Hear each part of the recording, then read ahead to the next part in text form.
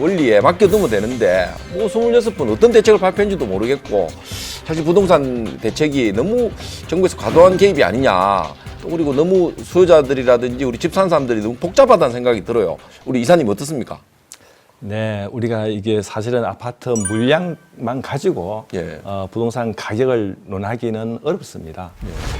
사실은 우리 대구 지역에 이렇게 공급이 많고 또 근데 서울에는 대구 지역보다도 공급이 물량이 훨씬 적습니다. 근데 우리 대구 지역이 인구도 줄죠. 또 경제 산업 기반도 좀 열악하죠. 이런 가운데도 불구하고 공급이 이렇게 많은데도 불구하고 서울보다 집값이 더 올랐어요. 예. 그래서 단순히 물량만 가지고 가격을 논할 수는 없겠습니다만은 근데 우리 이제 대구 지역에 보면은 과연 사는 집으로 사느냐 아니면은 정말로 재테크 목적으로 사느냐 우리 산업 기반이 좀 부족하다 보니까 우리 지금 대구에 이제 접근하는 방식이 좀 재테크에 좀 많이 치중되어 있다고 볼 수가 있겠습니다. 그래서 이제 이런 부분이 우리가 좀 미래가 불안하니까 우리 젊은 사람들도 재테크 해야 되겠고 또 뭐 이렇게 셀러리맨들도 요즘 재테크를 해야지만 우리가 그나마 중산층을 유지할 수 있는 이런 세상이 된 거죠. 네, 우리 이사님께서 이제 주택 가격 상승 원인에 대해서 좀 이야기를 말씀을 해주셨는데요. 그럼 차 소장님이 보셨을 때는 이 주택 가격 상승의 원인이 무엇이라고 생각을 하시는지요? 주택 가격 상승 원인. 예. 주택 가격 상승 원인은 앞에 이사님 한 번 더 말씀해 주셨지만 여러 가지 요인이 있습니다. 수급 요인도 있고 심리적인 요인도 있고 부동산 정책 여러 가지 요인들이 있죠. 근데 이거는 개별적으로 좀 보셔야 되는 게 대구시를 다른 곳과 비교를 하셔야 되는 건 아닌 것 같아요. 현재로서는 가장 상승이 됐다고 볼 수 있었던 거는 투기 수요자들이 있었습니다. 사실 투기 수요자들이 움직이려면 대출이 원활해야 되겠죠. 분양권으로 따지자면 세대당 보증 건수가 2건이 되어야 되겠죠. 그죠? 비규제 지역에서 가능했던 그런 것들도 상승의 요인이 있지만 제가 현장에 있을 때는 이런 얘기까지 듣습니다. 이제는 1주택자, 2주택자들도 저에게 소장님 제 집값은 안 오를까요? 이렇게 말씀을 하십니다. 이게 투기라는 이 시각으로 보는 게 아니고 누구나 다 내 집값은 올라야 되는 거예요. 왜냐?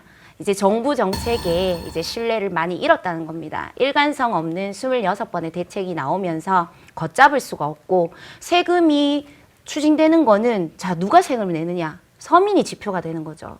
그렇기 때문에 주택 상승이 되지 않는 불안감이 더 크다고 보시면 해석이 빠를 것 같아요. 이렇게 우리가 이제 투기냐 투자냐라고 얘기할 수도 있습니다. 근데 이제 제가 봤을 적에는 우리 대구 지역에 그나마 집이 이제 하나 있는 사람, 이제 한 채 더 가지려고 하는 사람, 뭐 그만 이제 2개, 3개입니다. 집값 다 합쳐봐도 5억짜리 3채 가지고 있다, 15억입니다. 그렇죠. 그러면 이 사람이 과연 나쁜 사람이고 서울의 집값 하나 30억 합니다. 그러면 집 한 채 가지고 있는 30억 사람은 선량한 사람이냐?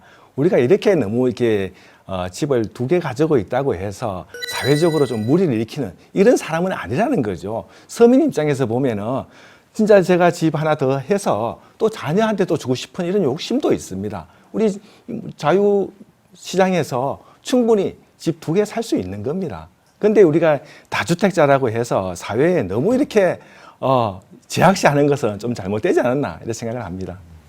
야, 저도 현장 열기가 네. 훅훅하네요. 아니, 제가 생각하는 부분이 그건 게 저는 다주택자는 3주택자, 4주택자 이상을 봅니다. 3주택자까지는 투기라고 볼 수가 없는 거예요. 주택 뭐 공시지가 3억 미만 3개 합쳐도 6억, 뭐 9억 안에인데 그 사람들도 마저도 경제 산업 기반이 안 좋은 게 사실이고 불릴 수 있는 자산이 없어요. 근데 전국의 흐름은 그렇게만 가고 있는데 과연 이걸 투기라고 명명을 지어야 하나 그런 의문을 항상 가집니다. 토론 열기가 완전 뜨거운데요. 그렇다면은 아무래도 소장님은 이제 현장에서 네. 실수요자들과 가까이 계시기 때문에 이 대구 지역 매매 시장 그리고 전세 시장에서 이렇게 주목할 만한 특징이 뭐가 있을지 좀 설명해 주세요. 일단 뭐 거래량도 말씀을 드려야 되니까 거래량은 감소했습니다. 근데 거래량이라는 거는 공급량이 과다하게 나오면은 어쩔 수 없이 거래를 하기 때문에 거래량이 늡니다. 거래량을 지표로 삼으시면은 안 된다기보다는 그냥 창고에 틀만 가져야 된다는 얘기를 하는 거고요. 전세는 어쩔 수 없이 오릅니다. 왜냐면은 전세가 지금도 재건축, 재개발로 인한 멸실주택으로 인한 이제 전세 수요가 급증한 것도 사실이고요.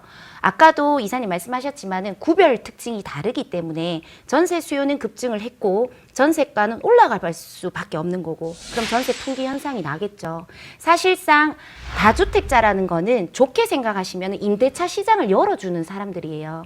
근데 그분들이 월세로 또 전환을 하고 있다는 거죠. 세금이 다 전가되는 거예요. 결국에는 임차인한테. 그렇게 지금 임대차 시장은 흘러가고 있고요. 매매 시장은 6월 이후에 주가 과세되는 중과 부분에 대해서 사실 분위기, 심리가 하락은 되어 있어요. 그래서 지금 지켜보시는 분들도 있습니다. 하지만 오늘 이 자리에 오기 전에도 또 상담을 해줬지만은 또 다른 어떤 분은 지금 집을 사야 되지 않나 이렇게 말씀하시는 분도 있습니다. 굉장히 고민되는 부분일 것 같은데 네네. 배 차장님, 최근에 이 소비자의 주택 구매 패턴도 좀 많은 변화가 있다고 이야기를 들었는데요. 어떤 내용인가요? 네, 맞습니다. 최근에는 이 젊은 층의 약진과 그리고 적극적인 참여라고 대변을 할 수 있겠는데요. 젊은 층의 약진이라 하면 과거에는 주택 수요 연령층이 40에서 50대였다면 최근에는 20대, 30대가 주택 구매에 가장 이제 비중이 크게 높게 나타나고 있는 그런 상황입니다. 그리고 이제 참여라는 부분인데요. 최근에는 입주자 카페를 구성을 해서 이러한 분들이 시공 과정에 적극적으로 참여를 해서 본인들이 원하는 시공 설계 그리고 옵션 같은 것들에 대한 요구를 많이 하고 있는 그런 상황이고요. 이러한 것들이 분양뿐만 아니라 재건축 파트에서도 최근에는 두드러지게 나타나고 있습니다. 조합원으로 가입한 젊은 층들이 조합 업무에 적극적으로 참여함으로써 조합원들에 대한 비례율이라든지 조합원 혜택들에 대한 그러한 요구들을 강하게 하고 있는 것들이 최근에 주택 구매에 대한 패턴이라고 볼 수 있겠습니다. 배 차장님, 그 분양가가 지금 계속 오르고 있지 않습니까? 이 건설사에서 이 분양 원가 같은 걸 좀 공개를 지금 안 하는 걸로 알고 있는데 분양가를 좀 더 낮게 책정하는 게 건설사 너무 배불리는 거 아닙니까? 네, 분양가를 책정하는 네. 문제는 상당히 어려운 문제인데 네. 물론 소비자 입장에서는 분양가가 낮으면 좋겠지만 예를 들어서 정비사업 같은 경우에는 조합원의 이익을 대변을 해야 하고 조합원의 이익을 가장 우선시해야 되는 게 이제 조합 사업입니다. 그리고 시행사 같은 경우에도 개발 이익을 확보를 해야 이 사업의 수지가 남는데 따라서 최대한 분양가를 높게 받는 게 관건인데요. 분양가 같은 경우에는 토지비와 건축비, 그에 따르는 부대 비용으로 구분이 되는데 갈수록 대지비와 건축비들 원자재 값들이 상승하고 있습니다. 이러한 것들로 인해서 건설 환경의 변화로 인해서 지속적으로 분양가가 상승하고 있는 그런 상황이기 때문에 이 부분은 공급자와 소비자가 함께 고민해 나가야 되는 그런 부분이라고 생각합니다. 제가 뭐라 할 부분이 아니네요. 아니, 보니까요, 최근에 제 주변 지인들을 보더라도 더 늦기 전에 이 똘똘한 한 채를 꼭 구매를 해야 된다라는 이야기를 굉장히 많이 듣고 있어요. 보니까 대부분 사람들이 또 주택을 또 구매를 하고 있고요. 네. 그래서 제가 궁금한 게 있어요. 우리 공익회계사님, 최근 1가구 1주택, 1가구 2주택 등 이 주택수 산정 등에 대한 주택 관련 세금 등이 여러 가지가 있어서 좀 혼란스럽다, 뭐 이런 이야기가 나오고 있는데 이 부분에 대해서 전체적으로 한번 짚어주시면 좋을 것 같아요. 먼저 이제 용어 설명을 한번 드리도록 하겠습니다. 이제 세법에서는 이제 1세대라고 하고요. 이 1세대는 거주자 및 그 배우자 그리고 형제 자매 뭐 이제 직계 존속, 비속, 이제 아들, 부모님까지도 하는데 여기서 아셔야 될 거는 배우자 같은 경우에는 법률상 이혼을 했지만 사실 또 같이 사시는 분들이 계세요. 그래 되더라도 이제 독립된 세대로 볼 수는 없습니다. 이혼하면 진짜 따로 살아야 돼요. 그리고 배우자는 어떠한 경우에도 이제 별도의 세대를 할 수는 없습니다. 그래서 나는 대구 살고 와이프는 서울 사는데 뭐 우리는 뭐 이렇게 다르지 않니 그런 건 아닙니다. 그리고 이제 자녀 같은 경우에도 이제 질문을 많이 하시는 게 이제 어떻게 이제 투자를 하실 때 자녀 이름으로 해서 분가를 시켜서 이렇게 1세대 1주택을 또 만들려고. 근데 이 경우에도 이제 세법에서는 이제 요건을 두고 있어서 일단 이제 자녀 같은 경우에는 30세 이상은 독립된 생계를 유지할 수 있으면 이제 별도 주민등록 등 이제 별도 세대 분리하고 하면 별도의 세대 구성이 가능합니다. 하지만 30세 미만인 경우에는 이제 소득 요건이 있어서 이제 2020년도 기준으로 1인 가구 중위 소득은 이제 월 175만 원인데요. 여기에 40% 이상의 소득이 있다면 이제 요걸 하니까 월 70만 원입니다. 30세 미만자면은 월 70만 원 이상의 소득이 있고 또 별도로 주민등록을 이제 해서 나가고 한다면 또 별도 세대를 구성할 수 있습니다. 그러면 자녀도 이제 또 집을 자녀 명의로 산다면 1세대 1주택자가 되어서 또 요건이 맞으면 또 비과세가 될 거고요. 그리고 이제 1세대 1주택자는 아까 전에 설명했듯이 이제 보유기간, 거주기간 이런 요건이 있는데 이런 요건을 맞추면 기본적으로는 그 집을 팔았을 때는 양도소득세가 나오지 않지만 이제 9억이 넘는 이제 양도가가 실거래가가 9억을 넘는 주택에 대해서는 또 과세가 되고 있어요. 그럼 대구 지역 같은 경우에 수성구는 뭐 1주택자라고 해도 거의 뭐 과세일 거고요. 신축 아파트 같은 경우에는 일단 뭐 이렇고 그리고 세법에서 말하는 이제 주택의 정의는 여기는 이렇게 되어 있습니다. 이제 공부상 용도 구분에 상관없이 사실상 상시 주거용으로 사용하는 건물입니다. 이게 되게 이제 포괄적인 말인데 이제 실질 과세라고 해서 공부상에 뭐 다르게 적혀 있더라도 실제 주택으로 쓰면 주택으로 봅니다. 그래서 신고할 때는 상가라고 우겨서 뭐 어떻게 신고했지만 나중에 뒤집히는 경우도 있고요. 한 번씩 조사가 나왔을 때. 오피스텔 같은 경우에도 이제 그런 사례가 있습니다. 이제 만약에 어떤 사람이 주택 양도를 현재 주택이 있고 공실인 오피스텔이 있었는데 이 오피스텔이 이제 사무실로 나왔어요. 이렇다면 이제 이 사람은 주택만 보유한 사람인데 자기가 개조를 해서 주택으로 만들어 놓고 만약 양도를 했다면 또 2주택자로 간주가 되어서 이제 과세가 될 수도 있고 이 경우가 너무 많기 때문에 이 경우에는 이제 잘 따져 보셔야 됩니다. 그 1세대 2주택자 이제 비과세 규정 같은 경우에는 이제 날짜나 이제 양도 순서 이런 게 하나라도 안 맞으면 과세가 되기 때문에 꼭 이제 양도 이제 계획이 있으시면 하시기 전에 꼭 상담을 한번 받아보시는 게 이제 가장 절세하는 방법 같습니다. 이야기를 들으니까 정말 예. 정보가 되네요. 다 정보도 되는데 아무리 네. 촘촘하게 해놓어도 빠져나갈 구멍은 있을 것 같아요.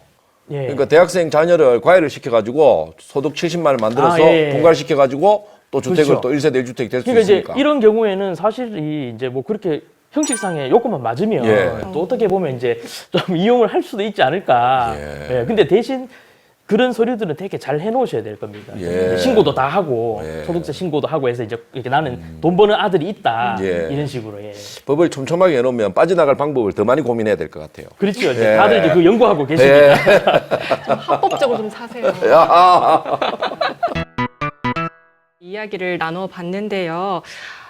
우리 지역 주택시장을 한번 되돌아보는데 크게 도움이 되지 않았나 싶은 생각이 듭니다. 혹시 자유롭게 더 추가적으로 이야기하실 부분이 있으면 말씀해 주세요. 네, 제가 얘기를 해보면은 지금 이번 주제가 이제 우리 대구 주택시장 기회인가 위기인가 주제인데 지금 우리가 이제 집값이 많이 올랐다는 것만으로 또 공급 물량이 많은 것만으로 또 아니면 이제 대구가 조정 대상 지역 투기 가열지구 되었다는 것만으로 해서 이게 시장이 위기인 것은 아니라 항상 이렇게 보면은 위기와 기회는 공존하는 것 같습니다. 지금 이런 위기 가운데서도 보면은 틈새를 찾아보면은 또 그 가운데 기회가 있는 거고 또 이렇게 집이 없으신 분들은 지금 또 이렇게 집을 마련할 수 있는 또 좋은 기회가 되는 거고요. 또 우리 야수님께서는 단독주택에서 또 보다 나은 아파트나 또 예. 새로운 또 아파트를 갈 수 있는 또 그런 기회도 있을 수가 있고 또 지금 이제 집을 여러 채 가지고 계신 분이라면은 아마 이제는 좀 정리해야 되지 않겠나 또 이런 생각을 가질 수 있는 그런 위기와 기회는 공존하는 것 같습니다. 우리 차정혜 소장님, 네. 저 부동산으로 좀 돈을 좀 벌어야 되겠다는 생각을 좀 해야 될 것 같아요, 저는. 예. 지금 집도 지금 전세를 줬는데 월세로 바꿔볼까요? 제가 좀 도덕성에 이 좀 좀, 문제가 생기는 거 아닌가 싶기도 하고. 예.